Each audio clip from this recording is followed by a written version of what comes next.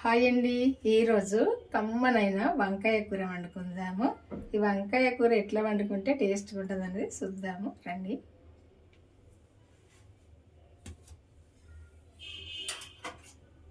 ఈరోజు ఈ అన్నం వండుకునే గిన్నెల కూర వండుతా. ఎందుకంటే నిన్న ఉపవాసం కాబట్టి ఎందులోనైనా ఎగ్గో ఏదో ఒకటి వండుతాం కదా మనం రోజు వండుకునే గిన్నెల. అందుకే ఈ రవ్వతెండి గిన్నెలో వండుతాను. ఇది అన్నం కూడా వాడుకుంటలేము, కానీ ఈరోజు అయితే కూర వండుదామని అయితే వండుతాను ఇందులో. ఎందుకంటే రవ్వతెండి మనం వాడుకుంటలేము కదా, కానీ తప్పదు ఒక్కొక్కసారి. ఈరోజైతే కూర వండుతాను ఇందులో. ఈరోజు వండే కూరలనైతే జీలకర్ర కానీ, ఆవాలు కానీ, అల్లం వెల్లుల్లి పేస్ట్ కానీ ఏది కూడా వేయ.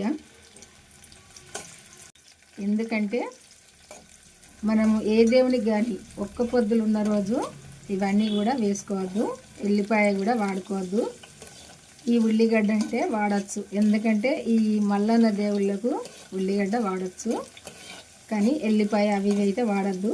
అందుకే అట్టి ఉల్లికాడలు వేసే వండుతాను ఈరోజు. పచ్చిమిర్చి వేసుకున్నాక ఉప్పు అయితే కంపల్సరీ తొందరగానే వేసుకోవాలి, వెంటనే. ఉల్లిపాయ వేసుకోవచ్చు. ఈరోజు శివునికి ఒక్క పొద్దు అన్నట్టే, ఏళ్ళ మల్లన్న ఉంటాడు కదా, ఆయనకు కూడా ఒక్క పొద్దు అన్నట్టే. ఈరోజు కాదండి ఒక్క పొద్దు, నిన్నటి ఒక్క పొద్దు గురించి చెప్తున్నా. అంటే ఈరోజు ఒక్క పొద్దు మనం విడవడం కదా, అందుకు చెప్తున్నా ఈరోజు అని. మెంతి కూర వేసుకుంటే ఏ కూర అయినా టేస్ట్గానే ఉంటుంది. మెంతి కూర అయితే వేసిన, కొత్తిమీర కూడా వేసుకుందాము.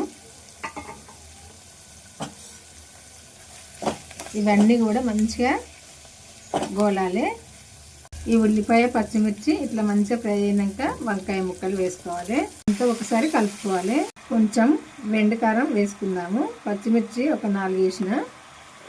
వంకాయ అంతా ఇట్లా మంచిగా దగ్గరికి ఫ్రై అయినాక ఇది మనం ఇందులో కొంచెం వాటర్ వేసుకోవచ్చు, లేకుంటే ఇట్నే వేసుకోవచ్చు. నేనైతే కొంచెం వాటర్ వేద్దామని ఎత్తన్నా. కొంచెం ఉడికితే ఇంకా టేస్ట్గా ఉంటుంది. వంకాయ కూర వండడం అయితే అయిపోయిందండి. చూసారు కదా, మనం కొంచెం వాటర్ వేసుకున్నాం కదా, వాటర్ వేసుకున్న ఇట్లా దగ్గరికి వచ్చేదాకా మంచిగా ఇట్లా ఉడకనియాలి. వంకాయ కూర అంతా ఏ కూర కూడా టేస్ట్గా ఉండదు. ఈరోజు ఉపవాసం ఉన్న రోజైతే ఎల్లుల్లి ఏది కూడా ఏ కూరలు కూడా వేసుకోవద్దు. చూసారుగా, టేస్ట్ అయిన వంకాయ కూర వండడం అయితే అయిపోయింది.